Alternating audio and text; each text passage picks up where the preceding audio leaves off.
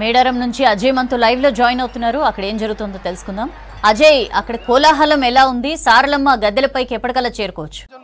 పెద్ద సంఖ్యలో కూడా ఇప్పటికే మేడారం పరిసర ప్రాంతాలు, ముఖ్యంగా మేడారము జాతరకు వచ్చే వారితో రోడ్లన్నీ కూడా రద్దీగా మారిన పరిస్థితి. సో ఇలాంటి పరిస్థితుల్లో పూర్తి స్థాయిలో పోలీసులు అయితే అలర్ట్ అయిపోయారు. ఎందుకంటే ముందుగానే మాక్ డ్రిల్ చేయడము, ఎందుకంటే ఈ ఘట్టానికి సంబంధించి పెద్ద మొత్తంలో కూడా ఇటు తెలంగాణ రాష్ట్రంతో పాటు ఇతర రాష్ట్రాలు, ఇటు మహారాష్ట్ర, ఒడిస్సా, ఇతర పరిసర రాష్ట్రాలకు సంబంధించిన ప్రజలు కూడా జాతరకు పెద్ద సంఖ్యలో హాజరవుతారు అని తెలుసు. కాబట్టి గతం జాతరకు సంబంధించి ఎంతమంది అయితే అటెండ్ అయ్యారో ఈసారి కొంతవరకు దానికి రెట్టింపుగా భక్తులు అటెండ్ అవుతారు అని కూడా ఉన్న అంచనాలకు సంబంధించి ఇప్పటికే 1,50,00,000 మంది వరకు కూడా భక్తులు ఈసారి మేడారం జాతరకు వస్తారు అనే ఒక సమాచారంతో దానికి అనుగుణంగానే పూర్తి స్థాయి ఏర్పాట్లు చేశారు పోలీస్ శాఖకు సంబంధించి. ఇప్పటికే మేడారము జాతర జరిగే గద్దెల వద్ద పూర్తి స్థాయిలో అలర్ట్ అయిపోయారు. ఇటు రోప్ టీమ్స్ కావచ్చు, లేకపోతే ఇతర స్పెషల్ పార్టీస్ సంబంధించి లా అండ్ ఆర్డర్ పోలీసులు, దాంతోపాటు ముఖ్యంగా ఒక ఐజీతో పాటు ఇద్దరు డిఐజీలు, దాదాపు 20 మంది ఎస్పీలు, 140 మంది డిఎస్పీలు నేరుగా పర్యవేక్షిస్తున్నారు. ముఖ్యంగా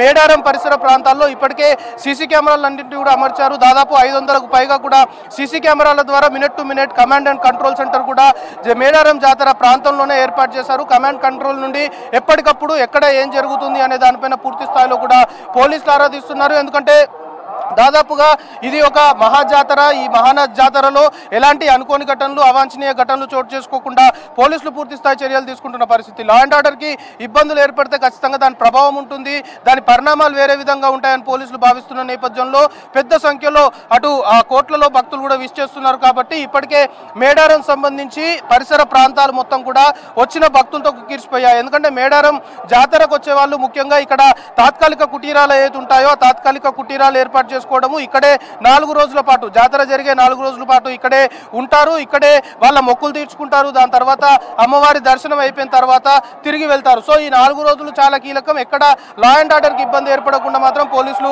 పూర్తి స్థాయి చర్యలు తీసుకుంటున్న పరిస్థితి. సో మరి కాసేపట్లోనే దాదాపు ఇంకొక 1 అవర్ సమయంలోనే ఇటు సారలమ్మ, గోవిందరాజు, పగిడిరాజు సంబంధించిన ప్రొసెషన్స్ ఆ గద్దెలపైకి రానున్న నేపథ్యంలో ముందుగా ఇక్కడికి చేరుకున్న తర్వాత సారక్క ఆలయంలో కొన్ని పూజలు నిర్వహిస్తారు. ప్రత్యేక పూజలు నిర్వహించిన తర్వాత గద్దెలపైకి వస్తారు. సో గద్దెలపైకి వచ్చే క్రమంలోనే ఇప్పటికైతే గద్దెల వద్ద పెద్ద సంఖ్యలో, ఎందుకంటే ఈ రోజు ఉదయం నుండి కూడా భక్తుల తాకిడి పెరిగింది. మేడారంకి భక్తుల తాకిడి పెరిగిన కారణంగా గుడారాల్లో వాళ్ళు ముందుగా కొన్ని ముడుపులు చెల్లించుకోవడం కావచ్చు, కొన్ని పూజలు చేసుకున్న తర్వాత ముందుగా వచ్చిన భక్తులందరూ గద్దెల వద్దకు వచ్చి దర్శించుకోవాలి అంటే జంపన్న వాగులో స్నానాలు ఆచరించడము ఆనవాయితీగా ఒక హిస్టారికల్ గా ముందు నుండి ఇది జరుగుతుంది. సో జంపన్న వాగుకు వెళ్ళి అక్కడ ప్రత్యేకంగా ఏదైతే పుణ్యస్నానాలు ఆచరించిన తర్వాత అక్కడ నుండి దర్శనం కోసం గద్దెల వద్దకు వస్తున్నారు. అయితే గద్దెల వద్ద ప్రస్తుతానికి పెద్ద మొత్తంలో కూడా క్యూ లైన్లు ఏర్పాటు చేశారు. అందులో పెద్ద సంఖ్యలో కూడా భక్తులు నిల్చొని ఉన్నారు. కానీ ఇంకొక గంట సమయం పట్టే అవకాశం ఉంది వాళ్ళు గద్దెలకు చేరుకునేసరికి. ఇటు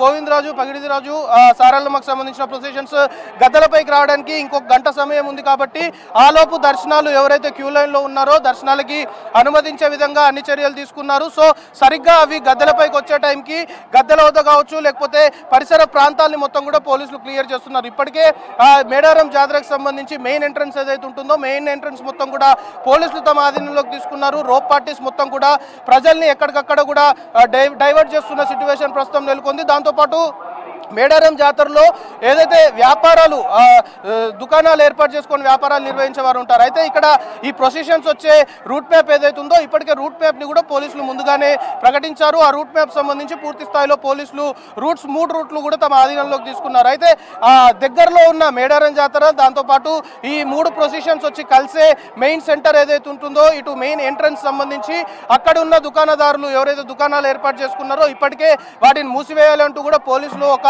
కాషన్ ఇవ్వడం జరిగింది. దాంతోపాటు ఆ రూట్స్ సంబంధించి మనం చెప్పుకుంటున్నట్లు ముందు నుండి కూడా చెక్ పోస్టులను ఏర్పాటు చేశారు. దాదాపు 40కి పైగానే మేజర్ చెక్ పోస్టులను ఏర్పాటు చేశారు. మేడారం నలుదిక్కుల నుండి వచ్చే వాహనాలన్నింటినీ ఎక్కడికక్కడ క్రమబద్ధీకరిస్తున్నారు. ఈ రోజు ఉదయం నుండి అయితే మేడారం సంబంధించి 4 దిక్కుల నుండి వచ్చే వాహనాలని అయితే పార్కింగ్ ఏరియాస్ ఏర్పాటు చేశారో అక్కడికక్కడనే వాహనాన్ని నిలిపివేయడము, దాని తర్వాత ఎవరైతే సర్వసాధారణ భక్తులు ఉంటారో వాళ్ళందరూ కాలినడకన దర్శనానికి వచ్చే విధంగా చర్యలు తీసుకుంటున్నారు. ఇప్పుడు కూడా మెయిన్ ఎంట్రన్స్ సంబంధించి సంబంధించి ప్రొసిషన్స్ వచ్చే రూట్ అనుకోవచ్చు, లేకపోతే ఈ 3 ప్రొసిషన్స్ వచ్చి కలిసే ప్లేస్ ఏదైతే ఉంటుందో ఆ ప్లేస్ వద్ద ఎలాంటి వాహనాల్ని పోలీసులు అనుమతించట్లేరు. కేవలం ఎమర్జెన్సీ సర్వీసెస్ తో పాటు ఇటు పోలీస్ వాహనాలు, వివిధ శాఖలకు సంబంధించి విధుల్లో ఎవరైతే అధికారులు ఉన్నారో వాళ్ళ వాహనాల్ని మాత్రమే అనుమతిస్తున్న పరిస్థితి. సో మరి కాసేపట్లోనే ఈ ప్రొసిషన్స్ అన్ని కూడా రానున్నాయి. గద్దెలపైకి వస్తున్న నేపథ్యంలో పూర్తి స్థాయి చర్యలు అయితే తీసుకున్నారు. సో ఓవరాల్ గా జాతరకు సంబంధించి మాత్రం ఎక్కడ ఎలాంటి అనుకోని ఘటనలు, అవాంఛనీయ ఘటనలు చోటు చేసుకోకుండా మాత్రం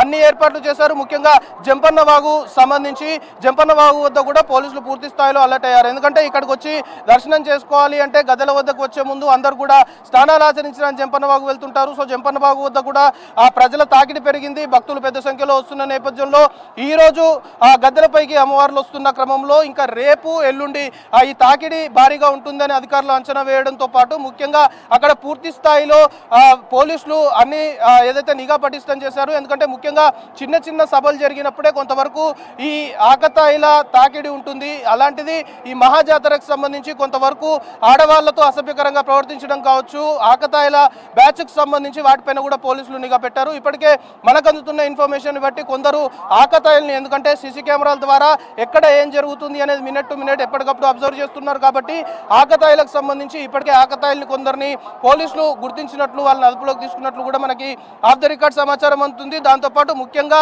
అనుమానితులు ఎవరైతే ఉంటారో, ఎందుకంటే ఈ జాతరకు సంబంధించి కొంతవరకు అనుమానితులు తిరుగుతున్నారు అనేది కూడా పోలీసులకు కొంతవరకు సమాచారం ఉంది. సస్పెక్ట్ ఎవరి మీదైనా ఉంటే వాళ్ళని కూడా పోలీసులు ప్రశ్నిస్తున్న పరిస్థితి. దాంతోపాటు 2 రోజుల ముందు నుండే మేడారం సంబంధించి పరిసర ప్రాంతాల్లో డాగ్ స్క్వాడ్, బాబ్ స్క్వాడ్ తనిఖీలు చాలా క్షుణ్ణంగా చేశారు. ఎందుకంటే ఇప్పుడు గద్దెపైకి అమ్మవార్లు రానున్నారు, రేపు సారక్క గద్దెపైకి రానుంది. సో రేపు ఎల్లుండి పూర్తి స్థాయిలో వనం నుండి జనంలోకి వచ్చిన దేవతలు మళ్ళీ శనివారం రోజు జనం నుండి వనంలోకి వెళ్ళున్నారు. దాంతో ఈ జాతర